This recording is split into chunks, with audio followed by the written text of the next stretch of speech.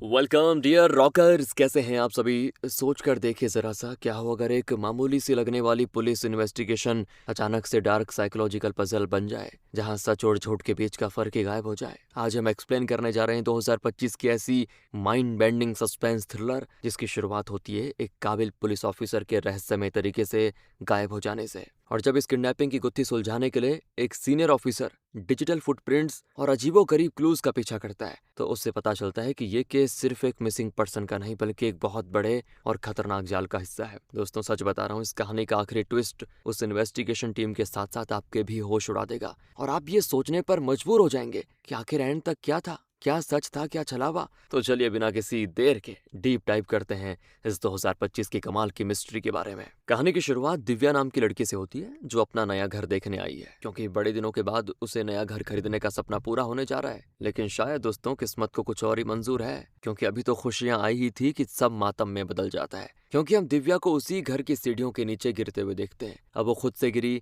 या किसी ने उसे धक्का दिया, पता नहीं। अगले सीन में हमें राम नाम के पुलिस ऑफिसर के बारे में बताया जाता है जो अचानक से कहीं गायब हो गया है। कोई नहीं जानता कि वो अचानक कहाँ चला गया, इसीलिए आनंद नाम के ऑफिसर को जिम्मेदारी मिली है कि वो राम का पता लगाए। तो आनंद राम के पुलिस स्टेशन आता है और वहां आकर वो सभी से कहता है कि करीब 15 दिन हो गए हैं राम को लापता हुए और अभी तक किसी ने रिपोर्ट दर्ज नहीं की। बताओ, वो तो उसके घर वालों ने लापता होने की रिपोर्ट दर्ज करवाई, तब जाकर पता चला कि वो लापता है। तो इस पर बाकी ऑफिसर्स कहते हैं कि सर, राम अक्सर हफ्ते भर की छुट्टियां लिया करता था, हमें लगा ऐसे छुट्टी पर कहीं चला गया होगा। जब एक हफ्ते से ज्यादा हुआ तो मैंने उसे कॉल करने की कोशिश की, लेकिन उसका फोन बंद आ रहा था, तो मुझे लगा जरूर काम से बाहर गया होगा, इसीलिए हमने उतना ध्यान नहीं दिया उस बात पे। आनंद बड़ा परेशान हो जाता है कि ये सब तो एकदम लापरवाह लोग हैं और वो अपनी टीम को लेकर राम के घर पे जाता है जहां सिर्फ राम की माँ रहती है। वो बताती है कि कई दिन हो गए थे, राम तो कम से कम 10 दिन में एक बार घर जरूर आया करता था, लेकिन इस बार नहीं आया, ना ही कॉल उठा रहा है, ना ही कोई खबर मिली। बस इसलिए मैंने रिपोर्ट दर्ज करवा दी। यहाँ से कुछ खास सबूत तो नहीं मिलते दोस्तों। उसके बाद आनंद राम की कॉल हिस्ट्री निकलवाता है ताकि जान सके आखिर में उसने किस किस से बात की है। तो दोस्तों हमें अब फ्लैशबैक दिखाया जाता है जहां हम राम को देखते हैं जो रमन नाम के आदमी से बातें कर रहा है। राम रमन के बारे में जानता था कि ये इलीगल चीजें बेचने का काम करता है, इसलिए राम रमन से कहता है कि मुझे एक इलीगल गन चाहिए, क्या तुम इसका बंदोबस्त करवा सकते हो। तो रमन कहता है, सर आप तो ऑलरेडी पुलिस वाले हो, अगर मेरे साथियों को भनक लग गई तो वो आपको गन नहीं बेचेंगे। लेकिन राम कहता है, उसकी फिक्र क्यों करते हो, मैं हूं ना, कुछ नहीं होगा, बस एक गन का बंदोबस्त कर दो। तो रमन कहता है, ठीक है मैं कुछ करता हूँ। और फिर वो अपने एक दोस्त को कॉल करता है और उससे गन की डिमांड करता है, जिस पर वो दोस्त उसको अपने अड्डे पे बुलाता है। इसलिए राम और रमन दोनों उस अड्डे पे जाते हैं। उस दोस्त को राम पे शक तो होने लग जाता है कि ये बंदा नॉर्मल तो नहीं लग रहा, लेकिन रमन उसको अपनी बातों में बहला लेता है, इसीलिए वो दोस्त राम को इलीगल गन दे देता है। दोस्तों अब राम ने ये गन क्यों ली वो तो हमें आगे पता चलेगा। तो अब आ जाइए प्रेजेंट में। आनंद रमन और उसके दोस्त को पुलिस स्टेशन बुलाता है क्योंकि आखिर में राम की इनसे ही बात हुई थी, दोनों की जमकर खातिरदारी होती है। उसके बाद भी वो इतना ही बताते हैं कि हमने राम को सिर्फ गन बेची थी, उसके बाद हमें उसका नहीं पता कहाँ गया क्या किया। तो आनंद रमन से कहता है कि तुम एक बात बताओ, राम को जानते कैसे हो। तो रमन कहता है कि मैं बिजनेस करता हूँ, तो एक बंदे ने मुझे काफी परेशान करके रखा हुआ था, पैसे वापस नहीं दे रहा था, तो मैंने राम सर से मदद मांगी, उन्होंने उस बंदे को डरा धमकाकर पैसे हासिल करवा दिए, तभी से हमारी अच्छी दोस्ती हो गई थी। राम सर ने जैसी मेरी हेल्प करी उसी तरह से मैं भी उनके छोटे मोटे काम करने में मदद कर दिया करता था। अब यहाँ से भी दोस्तों कुछ खास पता ना चलने पर आनंद वापस कॉल हिस्ट्री चेक करता है जहाँ एक लड़की का रिकॉर्ड होता है। उस लड़की को फोन करके आनंद उसका एड्रेस निकलवाता है और अपनी टीम को लेकर उस लड़की के घर पहुंच जाता है जहां शिल्पा नाम की महिला होती है। यहाँ आने के बाद आनंद उससे कहता है कि हम राम के लापता होने की जांच कर रहे हैं, उसकी कॉल हिस्ट्री में आपका नंबर था, आप एक बात बताएंगी उसको जानती कैसे हैं। तो शिल्पा कहती, नहीं नहीं मैं उसको नहीं जानती, मेरे पति आर्किटेक्ट हैं और राम को अपना नया घर बनाना था, तो उसी के सिलसिले में मेरे पति से उसको बात करनी थी, इसलिए उसको मैंने कॉल किया था। आनंद कहता है, तो आपके पति कहाँ हैं अभी। शिल्पा कहती है, मेरे पति विराट अभी गोवा गए हुए हैं काम से। इसलिए दोस्तों यहाँ से आनंद अभी के लिए तो चला जाता है, लेकिन जैसे ही वो स्टेशन वापस आता है उसको शॉक कर देने वाली जानकारी का पता चलता है कि कुछ दिन पहले शिल्पा और विराट को गोवा जाते समय एक्सीडेंट हो गया था। और आनंद हैरान कि ये कैसे पॉसिबल है, अभी तो मैं शिल्पा से मिलकर आ रहा हूँ, उसका एक्सीडेंट कैसे हो सकता है। जल्दी से वो वापस जाता है शिल्पा के घर, लेकिन उसे वहां शिल्पा दिखाई नहीं देती। वॉचमैन से पता चलता है कि न्यूज वाली बात बिल्कुल सही है, कुछ दिनों पहले दोनों का एक्सीडेंट हो चुका था। आनंद तो यकीन ही नहीं करता इस बात पे कि ये कैसे हो सकता है कि अभी तो मैं शिल्पा से मिला था। वो शिल्पा के घर की सीसीटीवी रिकॉर्डिंग मंगवाता है ताकि जान सके आखिर बात क्या है। अब ये सुनते ही जैसे ही आनंद वहां से जाता है ना, वॉचमैन विराट को कॉल करके बता देता है कि पुलिस वाले घर आए थे पूछताछ करने। तो विराट तुरंत अपनी सेटिंग बिठाने लग जाता है, मतलब कैसे वो इस सिचुएशन को हैंडल करे, क्योंकि एक्सीडेंट में दोस्तों ये दोनों बच गए थे। अब पुलिस स्टेशन में आनंद सारी सीसीटीवी देख रहा होता है, जहां उसको एक फुटेज के अंदर राम नजर आता है जिसके पास वो इलीगल गन भी मौजूद होती है। वो विराट के घर के बाहर ही खड़ा होता है कैमरे में, लेकिन तभी अचानक से कैमरा बंद हो जाता है, मानो लाइट चली गई हो या किसी ने जानबूझ के लाइट बंद कर दी हो। तो जब आधे घंटे के बाद कैमरा चालू होता है तो सब कुछ ठीक हो चुका होता है, लेकिन राम घर से निकला या नहीं इसके बारे में कुछ पता नहीं चलता। आनंद कहता है कि शायद राम किसी पुरानी दुश्मनी के चलते शिल्पा या विराट को मारने आया हो, लेकिन अब जब वो दोनों जिंदा है और राम नहीं मिल रहा तो शायद उन दोनों ने ही मिलकर राम को मार डाला हो, ये भी हो सकता है। इस केस में पूछताछ के लिए आनंद विराट और शिल्पा को गोवा से यहाँ आने को कह देता है, लेकिन उनके आने से पहले उनका वकील पेपर्स लेकर स्टेशन पहुंच जाता है कि इस मामले में आप विराट या शिल्पा से बात नहीं कर सकते। ऑलरेडी सारे प्रूफ इस डॉक्यूमेंट में है कि उन दोनों ने कुछ नहीं किया। आनंद तो बड़ा हैरान कि विराट तो 2 कदम आगे निकला। उसका शक और बढ़ जाता है कि उन दोनों ने ही मिलकर राम के साथ कुछ किया होगा पक्का। तो आनंद जब विराट के एरिया की जांच करता है ना, तो उसे पता चलता है कि सीसीटीवी जानबूझ के बंद नहीं हुई थी। उस टाइम एरिया का पावर कट हो गया था, जिसके चलते सीसीटीवी बंद हुआ था। तो अब आनंद इतना तो समझ जाता है कि राम अंदर तो जरूर गया होगा, लेकिन बाहर आया या नहीं, और आया भी तो कब आया, इसका कोई सबूत नहीं है फिलहाल। अगले दिन विराट और शिल्पा दोनों गोवा से वापस अपने घर आ जाते हैं। आते ही वॉचमैन की पत्नी उनसे रोते हुए कहती है, मेरे पति को पुलिस वाले उठाकर लेकर गए, आपको भी स्टेशन बुलाया है, प्लीज मेरे पति को बचा लीजिए। और ये सुनकर विराट बड़ा हैरान हो जाता है कि मैंने तो डॉक्यूमेंट्स दिए थे, फिर क्यों बुलाया जा रहा है। और इधर स्टेशन पर आनंद वॉचमैन को बहुत मारता है और मार मार कर उस रात सीसीटीवी बंद होने के बाद क्या हुआ ये पूछने लग जाता है। तब वॉचमैन डर के मारे सब बताने को तैयार हो जाता है। तो असल में सीसीटीवी बंद होने के बाद जब वॉचमैन सो रहा था तो लड़ाई होने की आवाज सुनकर उसकी आंख खुल गई। वो जैसे घर में देखने जाने वाला था, इतने में गोली चलने की आवाज सुनाई देती है और वॉचमैन समझ चुका था कि कुछ तो गड़बड़ है। लेकिन जब वो विराट से इसके बारे में पूछता है तो विराट कहता है ऐसा कुछ नहीं हुआ, शिल्पा मूवी देख रही थी तो उसी की आवाज आई होगी तुम्हें, जाकर सो जाओ। वॉचमैन को शक तो हो गया था, लेकिन वो कुछ कर नहीं पाता और यही सारी बातें वॉचमैन आनंद को बता देता है। तब तक दोस्तों विराट भी स्टेशन पहुंच चुका था। आनंद उससे कहता है कि बिना कुछ किए ही सारे बेगुनाही के सबूत पहुंचा दिए, बड़े होशियार बन रहे हो। तो विराट कहता है कि ऐसा नहीं है सर, मुझे लगा बिना मतलब इस केस में हमारा नाम आकर हमारी ही इज्जत खराब हो जाएगी, इसीलिए मैंने ऐसा किया। अब तो मैं यहीं पे मौजूद हूँ, जो पूछना है पूछ सको। तो आनंद कहता है कि आखिर तुम्हारे और राम के बीच कनेक्शन क्या है, क्योंकि हमारी इन्वेस्टिगेशन के हिसाब से राम आखिरी बार तुम्हारे घर पर देखा गया था, उसके बाद ही वो लापता हो गया। तो विराट अब अपनी कहानी बताना शुरू करता है और हम जाते हैं फिर से फ्लैशबैक में, जहां दोस्तों एक दिन शिल्पा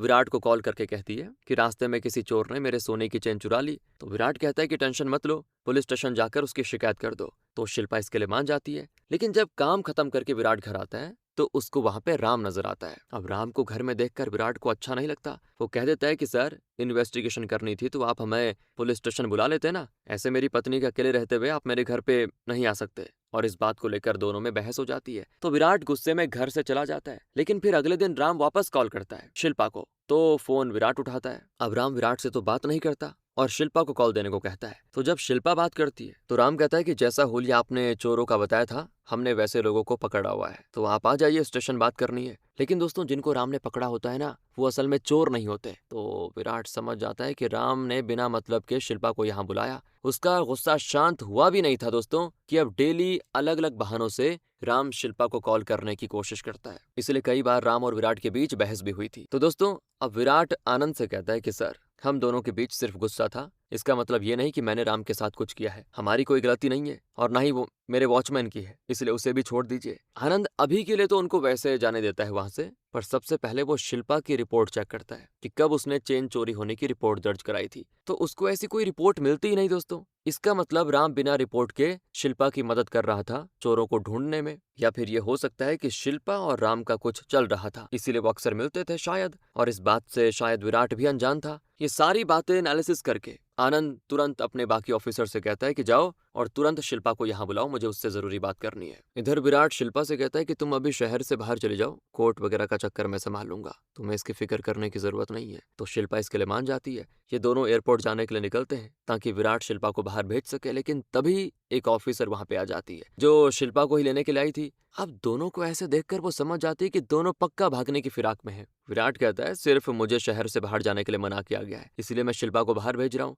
लेकिन ऑफिसर कहती है कि इस केस में आप दोनों ही प्राइम सस्पेक्ट हो, इसलिए आप दोनों कहीं नहीं जा सकते, आपको हमारे साथ स्टेशन चलना होगा। वो दोनों को फिर आनंद के पास लेकर आती है, जहाँ आनंद शिल्पा को अकेले में ले जाकर पूछताछ करता है और उसको वो चेन भी दिखाता है जो चोरी हुआ था। शिल्पा कहती है कि सर आपने चोरों को पकड़ लिया, ये तो बड़ी अच्छी बात है। तो आनंद कहता है ये चेन हमें आपके ही घर से मिली है, तो क्या आप सच बताओगी या फिर हम अपना तरीका इस्तेमाल करें। शिल्पा तो डर जाती है और फिर सारी सच्चाई बताना शुरू करती है कि सर मेरी कोई चेन चोरी नहीं हुई थी, चोरी तो सिर्फ बहाना था राम से मिलने का, क्योंकि मैं राम को बहुत ही पहले से जानती हूँ। हम दोनों साथ में कॉलेज पढ़े हैं, एक दूसरे से प्यार भी करते थे, लेकिन मेरे पेरेंट्स को हमारा रिश्ता पसंद नहीं था। उन्होंने हमें अलग कर दिया और मेरी शादी विराट से करवा दी। धीरे धीरे हम अपनी लाइफ जीने लगे, लेकिन एक दिन जिम में मेरी मुलाकात राम से हुई और हमारे बीच फिर से बात शुरू हो गई। अब ये मिलना डेली का हो चुका था। जब भी मैं अकेले होती राम घर आ जाया करता। एक दिन विराट ने कहा वो नया घर खरीदने वाला है, तो राम ने हमें एक घर के बारे में बताया जो सस्ता मिल रहा था। विराट को वो घर पसंद आ गया था और हम दोनों उस घर में शिफ्ट हो गए। तो तब राम ने मुझसे कहा वो घर भूतिया है, लोग कहते हैं उस घर में आत्माएं रहती हैं। तो राम ने मुझे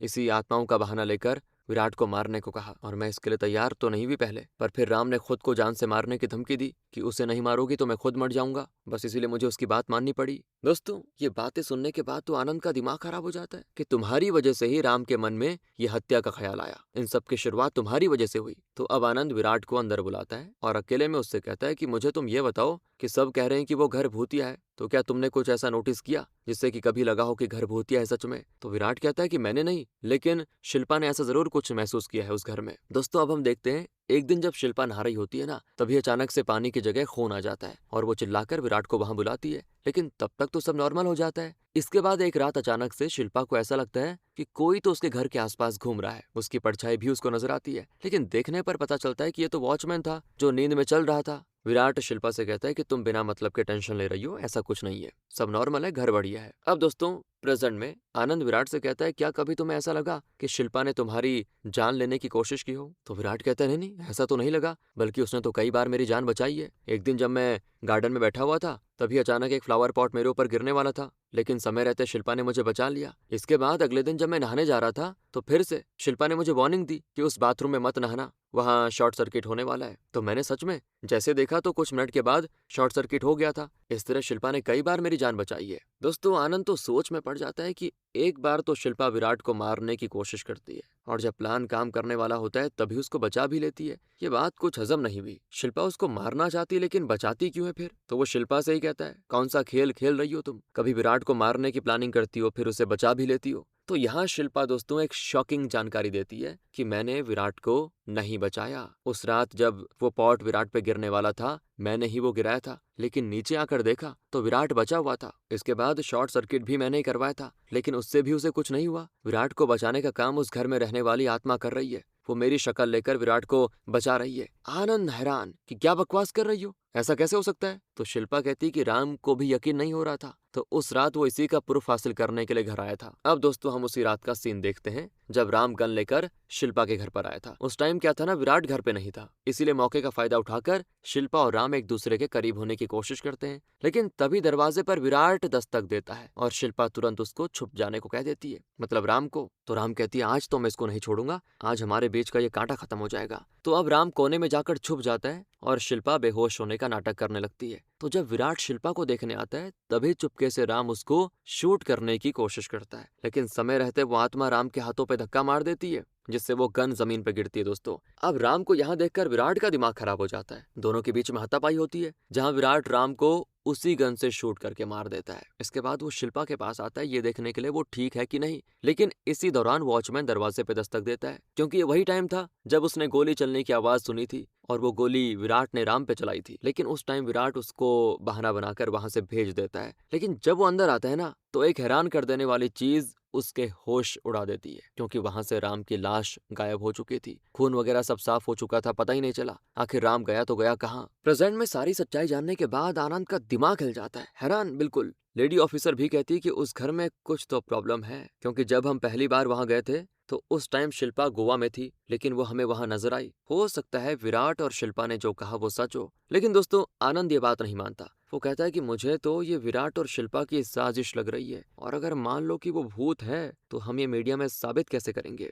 इसीलिए आनंद सबसे पहले उस इंसान से मिलने जाता है जिसने वो घर बनाया था। वो उससे कहता है कि लोगों का कहना है कि उस घर में भूत है, तो क्या आप हमें उस घर की जानकारी दे सकते हैं थोड़ा डिटेल में। फिर वो आदमी आनंद को सारी बातें बताने लग जाता है और हम फिर से पास्ट में चले जाते हैं, जहां हम उस आदमी की बेटी को भी देखते हैं। उसका नाम होता है दिव्या, वही दिव्या दोस्तों जिसे हमने कहानी की शुरुआत में देखा था। वो विराट के साथ ही काम करती है और दोनों एक दूसरे से प्यार भी करते हैं। ये वो टाइम था जब विराट की शादी नहीं हुई थी। विराट का हमेशा से सपना था कि वो एक बहुत ही ज्यादा सुंदर घर बनाएगा जिसे डिजाइन करेगी दिव्या। उस टाइम पर विराट के पास पैसे नहीं थे, लेकिन दिव्या अपने पिता से कहती है, पापा हमारी जमीन है ना, उस पर एक घर बनाते हैं जो घर विराट को गिफ्ट करेंगे। और इस समय उसने विराट को घर के बारे में कुछ नहीं बताया था। वो एक तरह से क्या कहें सरप्राइज देना चाहती थी। तो अब मूवी दोस्तों वहीं शुरुआत वाले सीन के हिसाब से आगे बढ़ेगी और दिव्या सीढ़ियों से गिर जाती है। स्टार्टिंग में देखा होगा आपने, उस टाइम उसे किसी ने धक्का नहीं दिया था, बल्कि वो खुद पैर फिसलने की वजह से सीढ़ियों से नीचे गिरी थी। उसके पिता फिर उसको हॉस्पिटल लेके जाते हैं, जहां उसकी हालत और खराब हो जाती है। डॉक्टर उसके पिता से कहते हैं कि हमें ऑपरेशन करना होगा, लेकिन इससे भी जान बचेगी या नहीं कोई गारंटी नहीं है। तो दिव्या अपने पिता से कहती है, आप मेरे बारे में विराट को मत बताना, क्योंकि मेरे बारे में जानकर वो उदास हो जाएगा और मैं उसे उदास नहीं देखना चाहती। मैंने सोचा था ये घर देकर उसे प्रपोज करूंगी, लेकिन शायद अब ऐसा हो नहीं पाएगा। और सच में दोस्तों ऑपरेशन के बाद दिव्या मर जाती है और फिर कुछ दिनों के बाद दिव्या के पिता वो घर बेच देते हैं विराट को। अब प्रेजेंट में आनंद ये सारी बातें जानकर फिर से हैरान कि तभी उसके पास एक वीडियोग्राफर आता है जो रैंडम वीडियोस रिकॉर्ड करने का काम करता है। वो आनंद को विराट के वॉचमैन की वीडियो दिखाता है जिसमें वो राम की लाश को ठिकाने लगाने लेके जा रहा था। ये देखकर आनंद तुरंत वॉचमैन को पकड़कर उसे बहुत ही ज्यादा मारता है कि चुपचाप बता दे तूने वो लाश कहाँ छुपाई, क्यों छुपाई। लेकिन वॉचमैन कहता है कि सर मैंने ऐसा कुछ किया ही नहीं, मैं क्यों छुपाऊंगा लाश को। और तब वो लेडी ऑफिसर आनंद से कहती कि सर हमें राम की गन मिली और जांच से ये पता चला कि उस पर फिंगरप्रिंट विराट के नहीं बल्कि शिल्पा के हैं। ये जानकर आनंद हैरान। वो जल्दी से शिल्पा के पास आता है, उसको कस्टडी में लेकर कहता है, क्या हो गया, तुम्हारे फिंगरप्रिंट कैसे आ गए इस पे।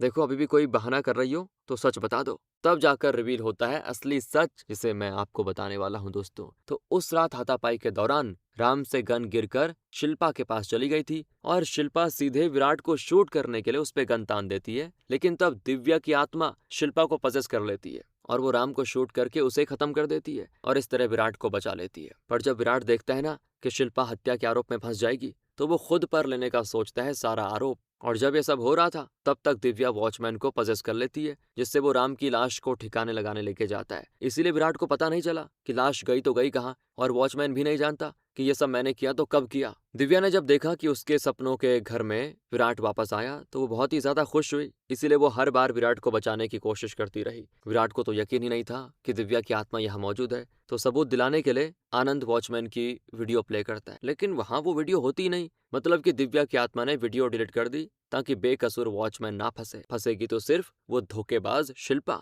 जिसने विराट को धोखा दिया। देखा दोस्तों, दिव्या के सच्चे प्यार ने विराट की जान बचाई और उसे शिल्पा के धोखे से भी बचाया। वो तो मर गई बेचारी खुद, लेकिन आज भी वो विराट के साथ है और इसी इमोशनल एंडिंग के साथ ही कहानी खत्म होती। बाकी आप बताइए आपको कैसी लगी, थी ना थोड़ी मजेदार। ध्यान रखिए अपना। Thanks for watching.